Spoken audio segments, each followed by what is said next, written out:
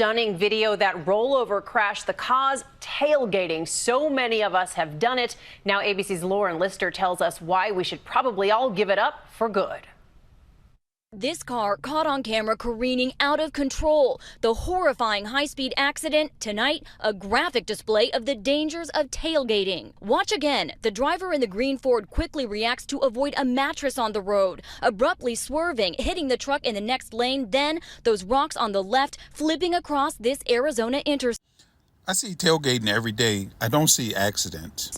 The driver, 23-year-old Brianna Desaya of Texas, miraculously walks away unscathed. Her life saved because she was wearing her seatbelt. Arizona authorities say she was driving too closely to the vehicle in front of her and didn't have enough time to react to the mattress. So how long does it take to respond? So a total of about a second and a half to see something react appropriately. And a second and a half doesn't sound like much. Does it really make a difference?